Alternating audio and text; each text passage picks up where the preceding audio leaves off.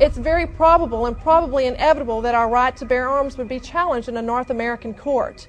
So this is just an example of what's happening and what's being proposed. We want to keep our trial by jury system. We want to keep our right to keep and bear arms. We want a system where we have a Supreme Court and not have a tribunal that will be superior to the Supreme Court. In 2005, Centra, a Spanish-owned company, signed a secret agreement with the Texas Department of Transportation to erect toll roads on existing roads and to toll new roads that were completely paid for by tax dollars. There are people, believe it or not, in Texas who don't know what the Trans-Texas Corridor is. TTC 69, which they'll have the environmental hearing starting this spring on, runs through my part of the state. And there are people over there who have no idea what's fixing to come in their backyard. TxDOT, an unelected state agency, claimed that the agreement with the foreign company was even secret from the Texas legislature. When the truth came out, newspapers across the state called for heads to roll politically. Centra's response was to have its Australian subsidiary make its first U.S. newspaper buy. Every newspaper they bought was along branches of the Trans-Texas Corridor and had been critical of the toll road plan. The cost of 40 or 50 newspapers is nothing compared to the profits that'll be made. Just Phase 1 alone of the state toll road plan is estimated to raise more than $200 billion in just the first 15 years. And Texas is only a small part of the global panorama. A combine of transnational companies is aggressively consolidating public finance infrastructure worldwide, and the same interests are erecting a world government according to their rules. A literal wonderland of corporate corruption, where governments simply act as vacuum cleaners, sucking up the wealth and resources of the middle class and transferring it to offshore bank accounts, leaving behind a cultural and economic wasteland of easily managed slaves.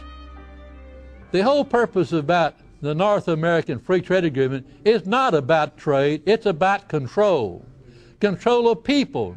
CAFTA is even worse. Control of people. It's not about trade, it's subsidized trade with taxpayers' funds. This thing started here.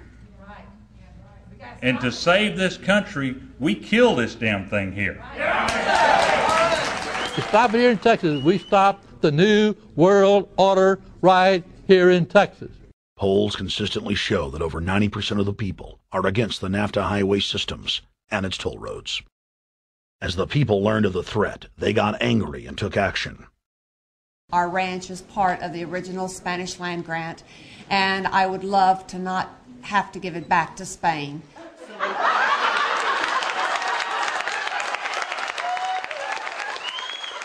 Opponents of a proposed superhighway today held a major protest.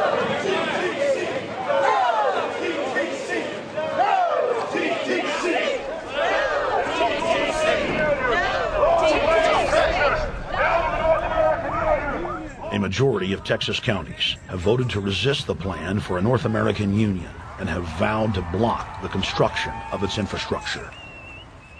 Heck, we already know in a law that was passed by a subservient United States Congress, where practically nobody in the entire Congress stood up and said no, they've already passed a law saying all their driver's licenses are going to be chipped. Well, I'm telling you right now, I'm not going to carry in a driver's license that's got a chip in it so Big Brother can watch everywhere I go and see everything I do. No, no, hell no. No, all of it. No, no. We, the people, own this plot of ground. We, the people, own those trees there. We, the people, own our beautiful Texas, and we are not going to let a bunch of crooks and robber barons take our beautiful Texas away from us. Hell no! Hell no! No, no, no!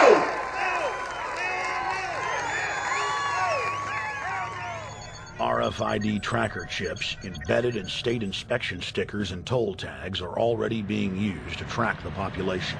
The new system is also meant to control growth and steer development through so-called smart growth. smart growth, which is nothing more than an effort to bring control into the cities. You have the rewilding of America and the Wildlands Project, the Convention on Biological Diversity, which is to control our rural population.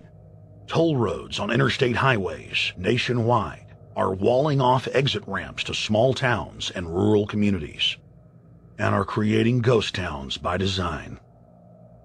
This trend is accelerating under the NAFTA highway system and is meant to rewild more than half the country.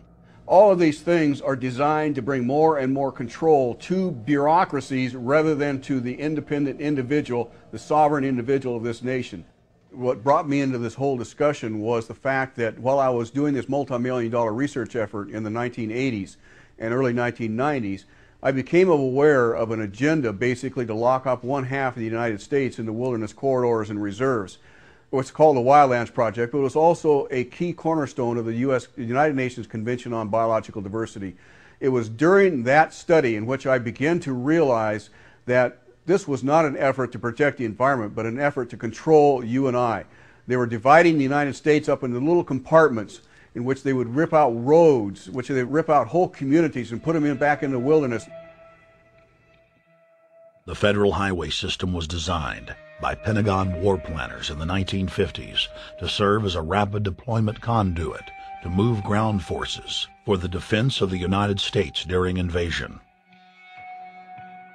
The unconstitutional Northern Command is now using the highway system as a force projection matrix to dominate populations across the United States.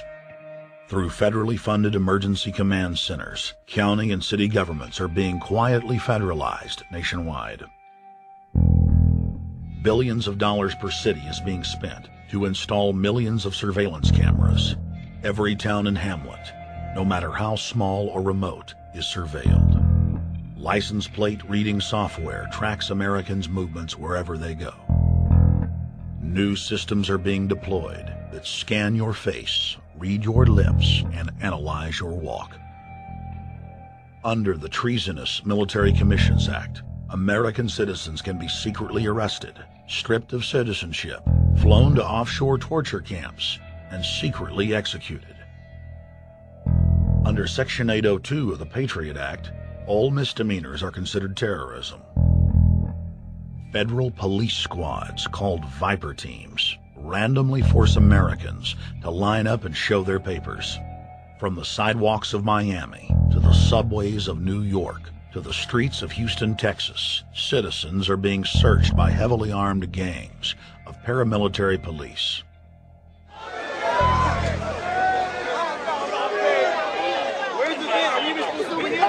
Come on, guys, come in. Yo, can you get that camera off of us, sir?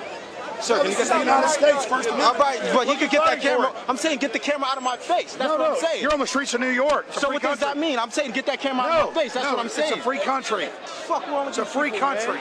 Get this damn camera out of my face. Hey, this isn't Nazi Germany. There's no camera in your face. God. Hey, move to Russia, okay? Yo, Sarge. We can have cameras on the streets. I said get it out of my face. Your guy starts cussing at us. I said get it out of my face. That's what I'm saying. It was never in your face.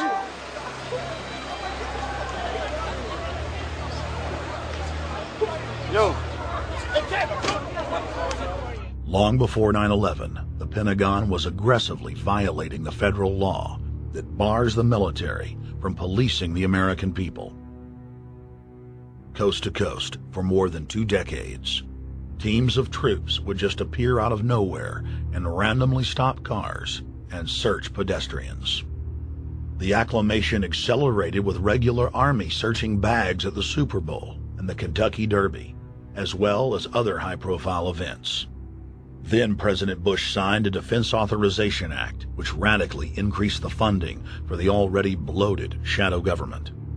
In the act, the executive branch formally announced that it was preparing for domestic insurrection and went on to preemptively strip the state governors and legislatures of their powers. The federal government is openly announcing that it is the only authority as it treats the people and the states as enemies. Then on May 9th, 2007, President Bush unlawfully granted himself new powers. and the presidency officially became a fiat dictatorship.